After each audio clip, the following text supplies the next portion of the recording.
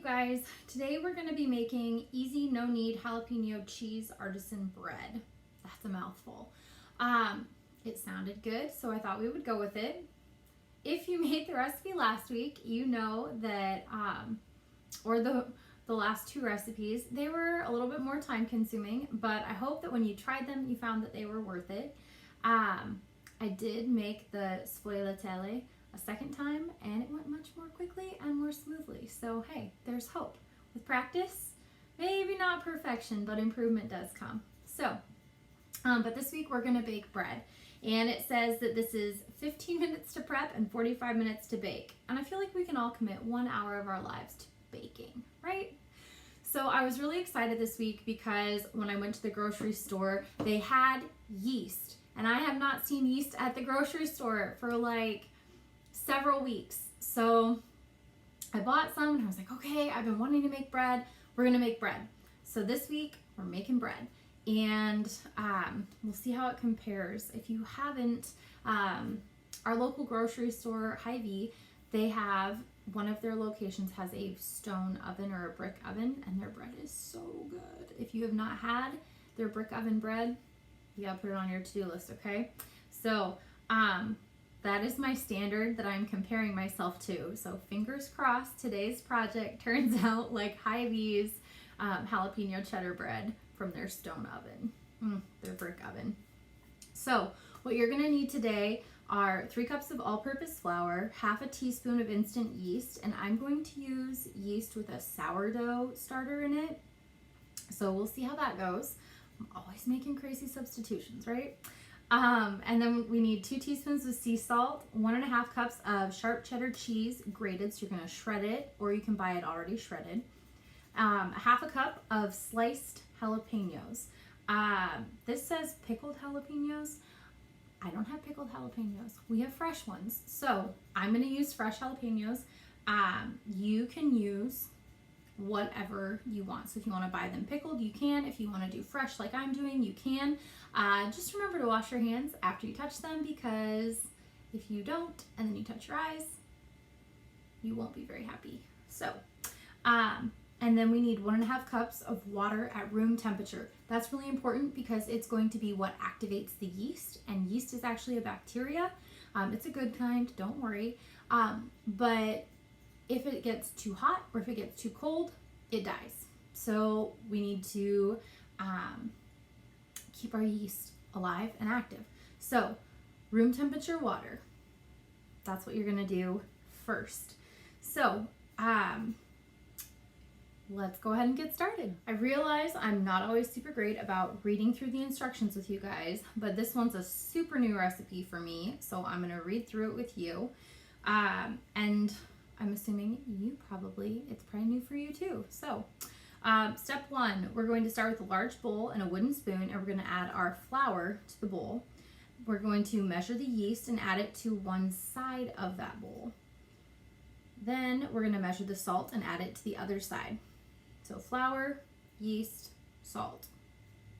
Using a wooden spoon, stir the yeast into the flour on its side of the bowl first, and then stir the salt into the flour on its side of the bowl. This will prevent the salt mixing directly with the yeast.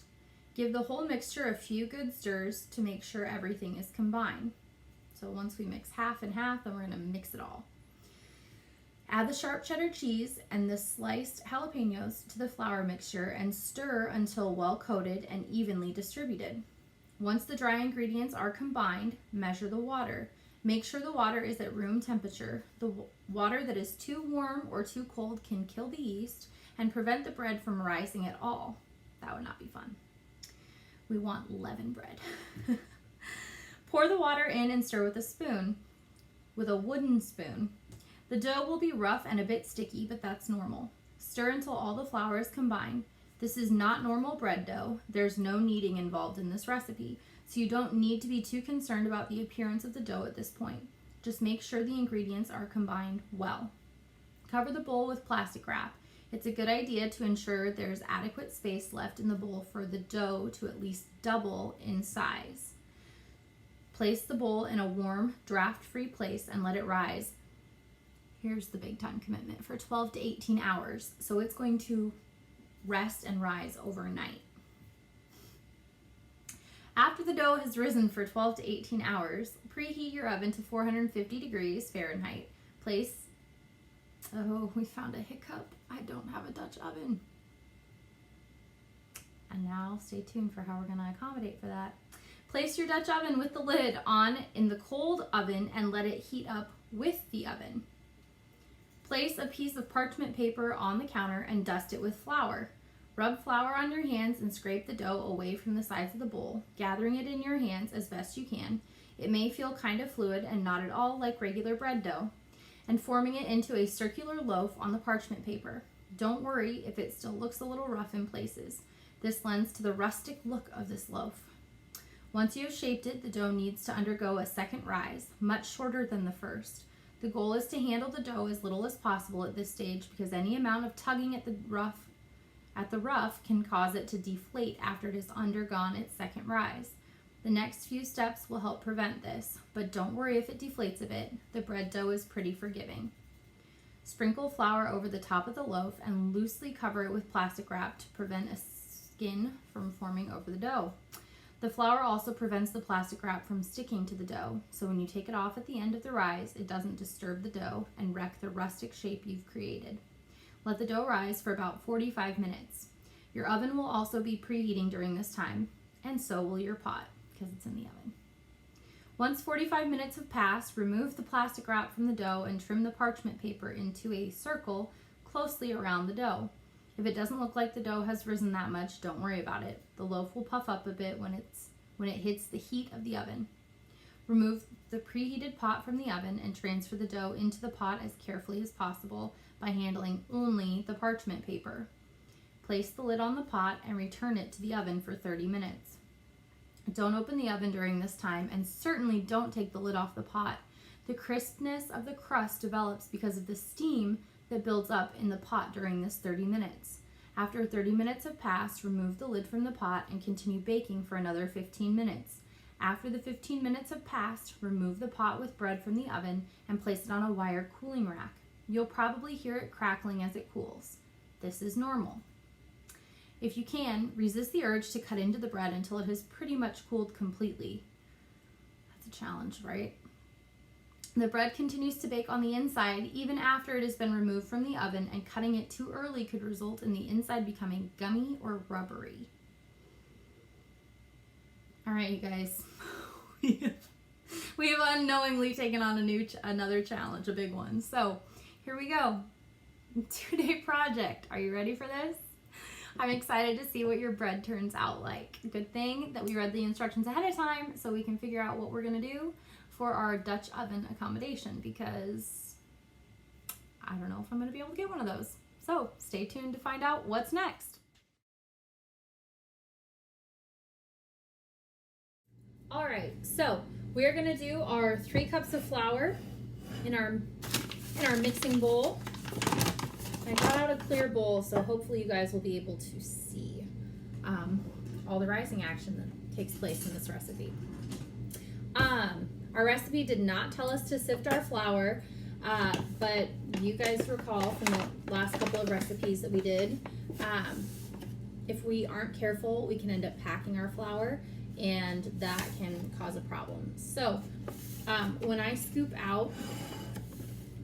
my flour, I just want to make sure that I kind of overfill one side of the cup, but I'm not filling the entire thing because I'm just going to use my knife as I level, kind of push back that flour to fill the rest of the cup.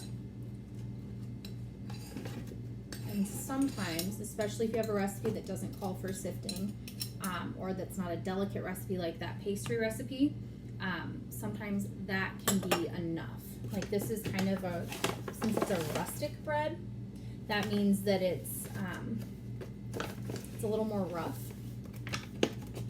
Sorry, we overpacked that one.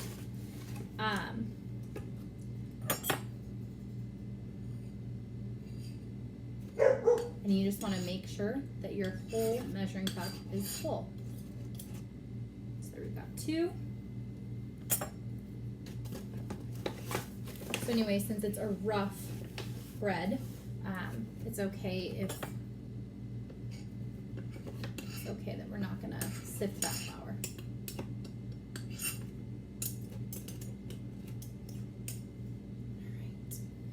So there we've got our 3 cups of flour. And then our instructions said that we needed to keep the yeast on one side of the bowl, and then we need to keep the salt on the other side of the bowl. So, got our flour there. Okay. So we need a 1/2 teaspoon of instant yeast. So I'm going to use instant sourdough yeast because I really like that sourdough flavor to my bread. Apparently Winnie's got an opinion on my life choices with bread making.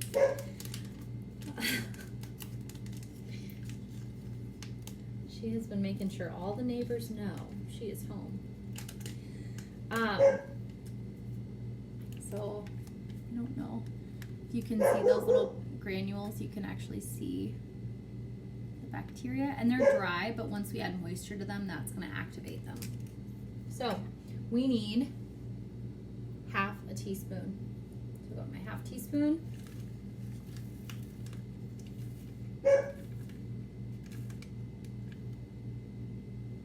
All right, I'm going to put it on 1/2 of my bowl.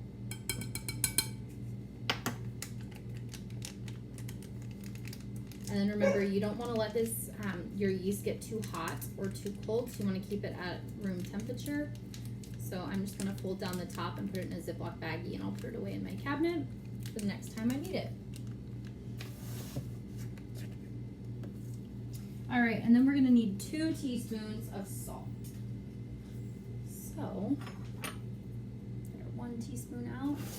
Remember, salt, you don't want to, none of your ingredients, you don't want to measure any of them directly over your mixing bowl, just in case you get too much. So I'm going to measure this over my sink.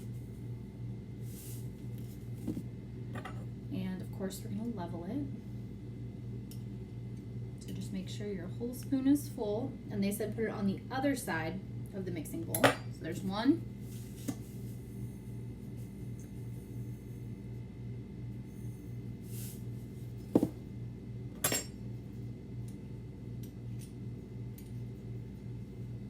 Now we've got 2.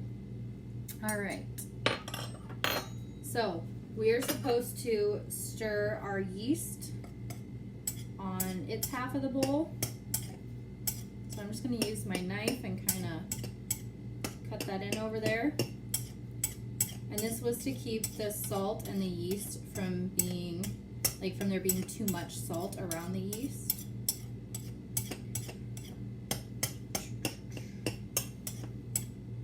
Guys, I have never made homemade bread before, ever, not from scratch like this.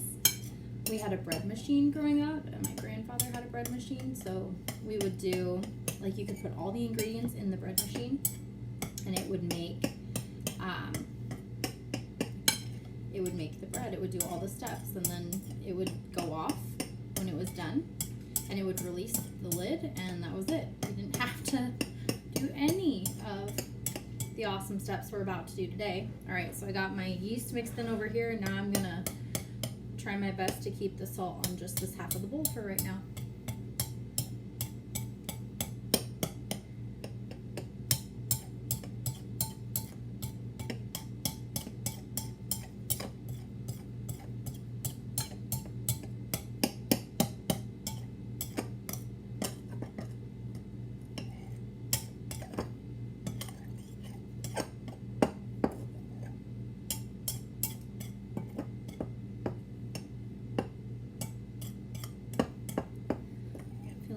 Like the Pioneer woman.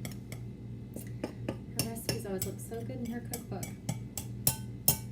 All right, so yeast on 1/2, salt on the other, and a thin line of flour that hasn't been messed with.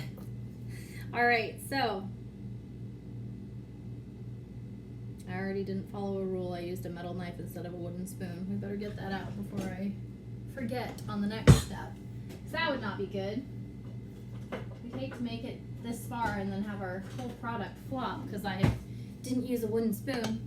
Okay, so Using a wooden spoon, stir the yeast into the flour on its side of the bowl, then stir the salt into the flour on its side of the bowl. This will prevent the salt mixing directly with the yeast. Give the whole mixture a few good stirs to make sure everything is combined. All right, here we go. Try not to throw yours out on the floor. Whoops. That's why we wash our hands.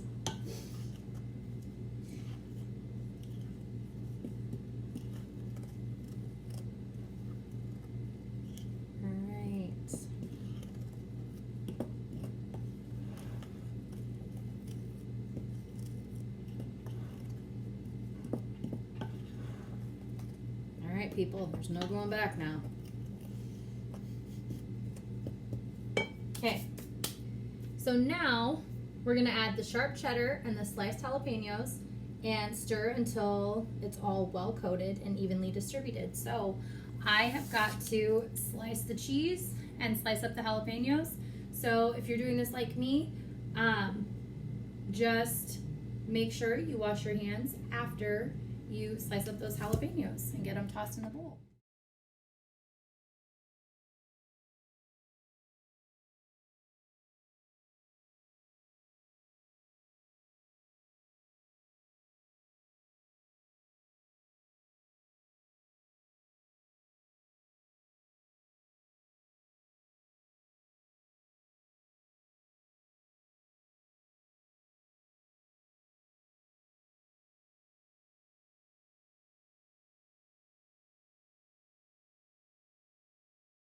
Alright guys, so I decided the warmest spot in my house was above the coffee pot.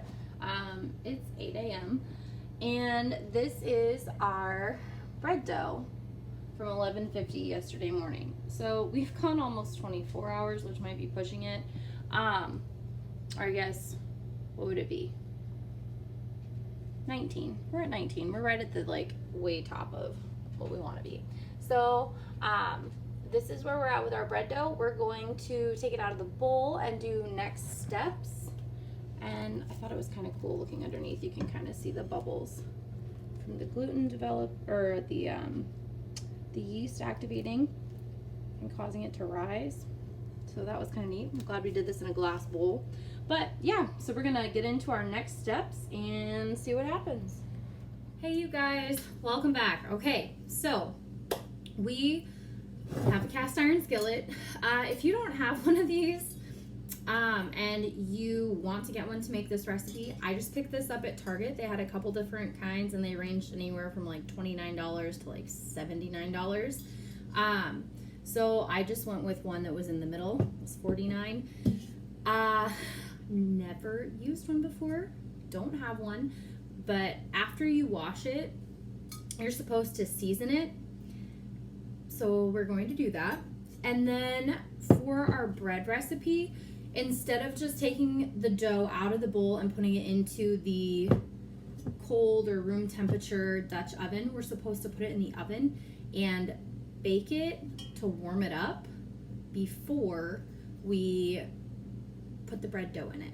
So I'm going to season the pan really quick and then put the pan, and you're going to season the pan and the lid. So I'm going to use, there's this local place in Ankeny, it's called the Olive Tap. If you guys haven't tried it, it's so good. They have olive oils and vinaigrettes, and they make all of their stuff. It's fresh, it's awesome. You can go in, you can like taste test and sample, but this is my favorite olive oil. It's their Tuscan herb olive oil, and I use this when I'm making my homemade chicken noodle soup, and I thought this would be a good one to use for seasoning the skillet to bake our bread in. So it doesn't matter what oil you use as long as it has a high burn point.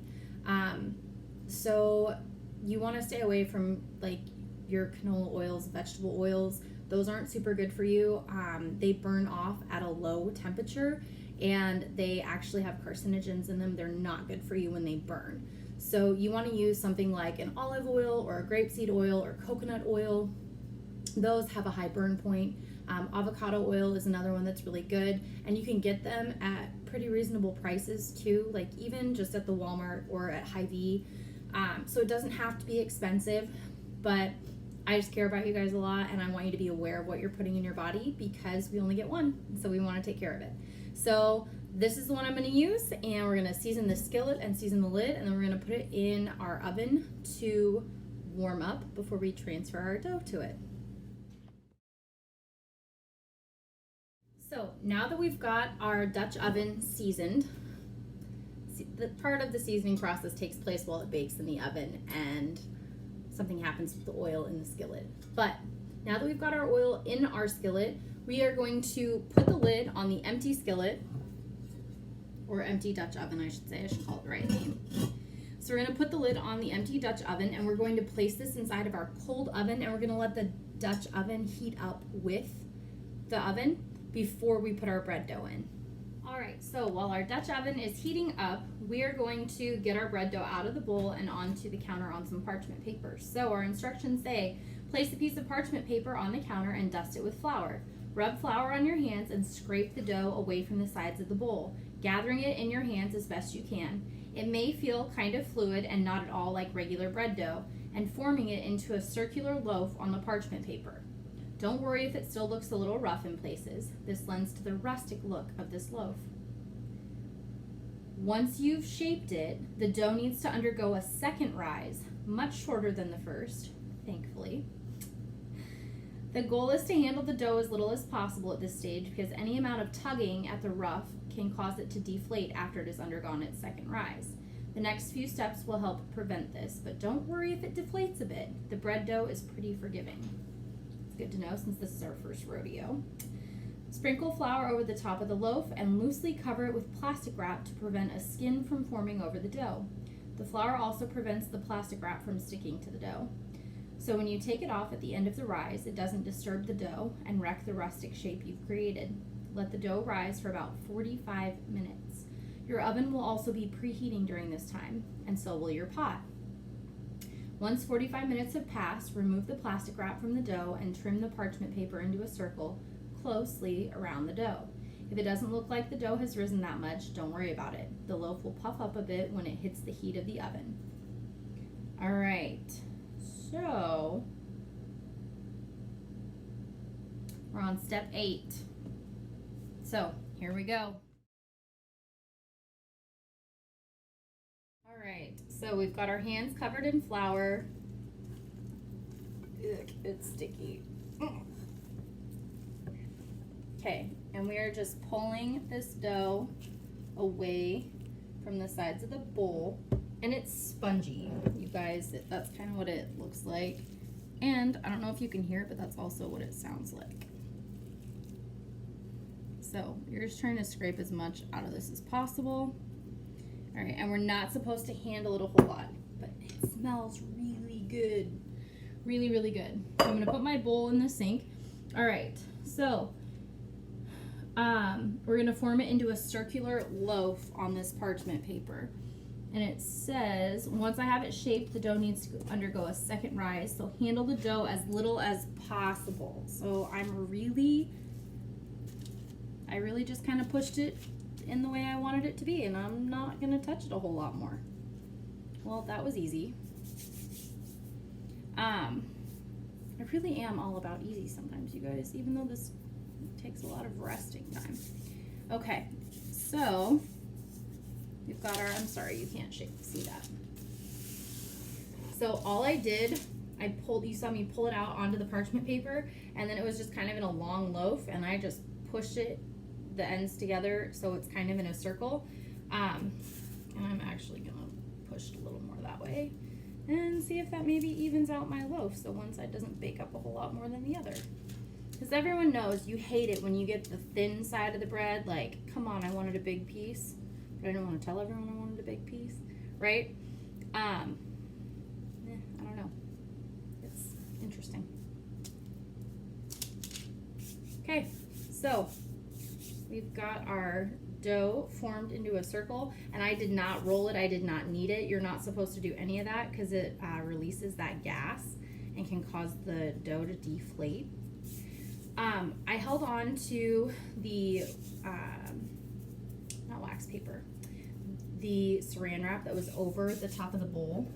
So now what I'm gonna do is I'm gonna dust the top of this with flour, because now I'm gonna take that same piece of saran. Whew. Sorry, cabinets are making noise. Scared me. Oh man, tells you have too many pans in your cabinet. You probably couldn't even hear it, but I could hear something's falling in the cupboard in front of me. All right, so you're gonna cover, what a day, right? You're gonna cover your bread with your saran wrap, like so, and we're gonna let this rest for 45 minutes, and then we'll remove the saran wrap, and then we're gonna trim a little bit around our parchment paper, so we don't have to disturb the dough, and we're gonna actually place it into, I think we're supposed to place it into our Dutch oven, so we will see where we go from here. All right, so I just took our Dutch oven out of the oven, and what we are going to do is remove our saran wrap. We're done with this now, and then we're going to trim away. You can kind of see that this has risen a little bit. We're going to trim paper away from the edge. Careful not to touch the Dutch oven. That'll make you cry. You won't like that. Alright.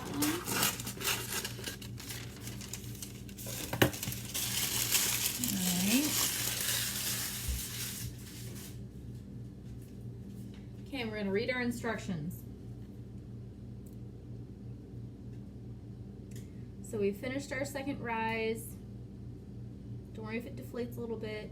Sprinkled the flour over the top. It's rested. So once 45 minutes have passed, remove the plastic wrap from the dough and trim the parchment paper into a circle closely around the edge of the dough. If it doesn't look like the dough has risen that much, don't worry about it. It will puff up when it hits the heat of the oven. Remove the preheated pot from the oven and transfer the dough into the pot as carefully as possible by handling only the parchment paper.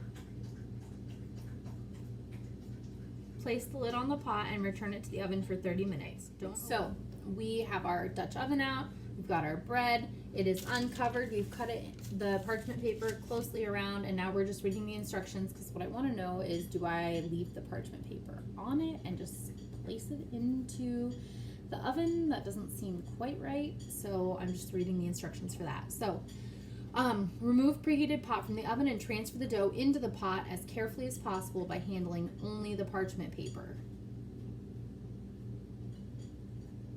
It's not very clear. Place the lid on the pot and return it to the oven for 30 minutes. Don't open the oven during this time, and certainly don't take the lid off the pot.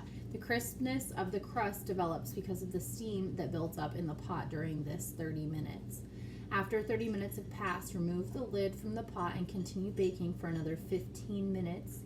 After 15 minutes have passed, remove the pot with bread from the oven and place it on a wire rack to cool. You'll probably hear it crackling as it cools. This is normal. If you can resist the urge to cut into the bread till it's pretty much cooled completely, bread continues to bake. Okay, I hear nothing about, here we go. We didn't read anything about removing the parchment paper, but there's a recipe for a no-knead whole wheat bread, and it shows a picture in the pot, and she left the parchment paper. So actually, I don't know if you guys can see that. Can you tell? I'm sorry, you can see a reflection of my backyard. So there's parchment paper on this one. So we're gonna leave the parchment paper. We're just putting the whole thing in, okay? Now, please remember, your Dutch oven is completely made of cast iron. This is all hot, okay? So don't touch it. So I'm gonna use my oven mitt to take the lid off. See all that steam? And you can kind of see the and smoke. Anyway, you can see the oil on there. Whew. My smoke alarm starts going off. Y'all know why.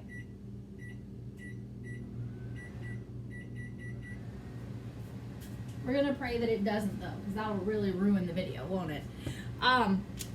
Anyway, you are supposed to, it says that your Dutch oven will smoke, and you're supposed to bake it until it stops smoking. So I'm just picking this up by the parchment paper, Do not touch the edges of this oven, you guys. It will burn you. It will be bad. It's 450 degrees. All right, so we've got our bread in our Dutch oven, and we're gonna put that lid back on it, and we're gonna let it bake in our oven, and we're gonna see what happens. So we're putting the lid on, and here we go. Wish us luck. This would be an awfully long process to have it not turn out well. All right, so we've got our Dutch oven with the bread put back in the oven, and we are going to bake it for 30 minutes and not open the oven. After 30 minutes have passed, we're going to, while it's baking, we're letting moisture, it's kind of like steaming the crust. So then after that 30 minutes have passed, we're gonna remove the lid from our Dutch oven, and then we're gonna leave it in the oven and bake it for 15 more minutes without the lid on. So we get that crisp crust on the top. So it's gonna bake for a total of 45 minutes. So we'll be back to see what happens. Fingers crossed, prayers pray that this turns out, because this is a big time investment, right? Even though we didn't have to be as hands-on with this one, it still took some time. And the run around town to go and find a Dutch oven was a little bit more than I bargained for. So we'll see what we get. All right, so our bread's been baking for about an hour, or not an hour. Don't let it bake for an hour. It's been baking for 30 minutes. And now we're gonna take off the lid. Make sure you wear an oven mitt. Can you guys see it? Kinda. Wear your oven mitt, because obviously it's hot and it's been in the oven. Anyway, I know that's not a super great picture, but then we're gonna let this bake for 15 more minutes, and I gotta get this closed and not let all the heat out. All right, so our bread has been baking without the lid on for about the last 15 minutes. So we're gonna take this out and put it on a cooling rack so it can start to cool down. The recipe says that you might hear it sizzling. Look at it, you guys, it looks awesome. Okay, so I don't recommend taking that out one-handed. Look at that, yum. Okay, so I'm gonna get my cooling rack out, and we're gonna set the dish on the cooling rack to start cooling off and see what our final product looks like. Remember, you're supposed to try to wait until, oh, do you hear it sizzling? You're supposed to try and wait until it's done cooling off before you cut into it so it can finish cooking on the inside. So this will be a test of my patience. Yum, it looks so good. All right, so our bread has been cooling for a couple of hours. It's now completely cool. So we're gonna take it out of our pan, and we're gonna see how we did. We're gonna slice it and see what we got. Hopefully it turned out good. All right, here we go. Moment of truth. What do we think? So far, so good.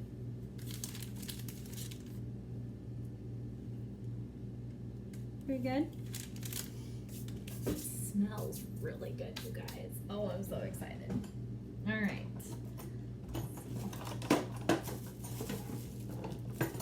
Probably should have got out.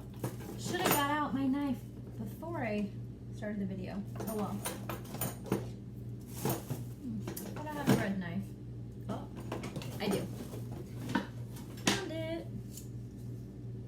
Bread knife has teeth that make it easier to cut through the crust. So, all right, here it goes. Moment of truth.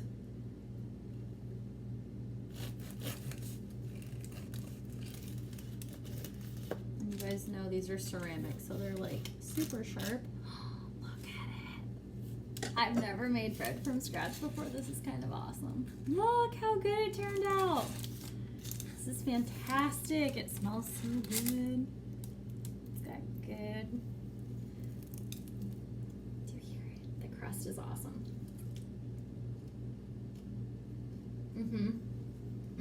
Oh, you guys are gonna like it. This is good. All right, so this is our jalapeno cheddar bread, totally worth it. Totally worth the 2-day baking process. And the investment in the Dutch oven. You guys, this is so good. I'm really looking forward to seeing your recipes, seeing your final product, not your recipe.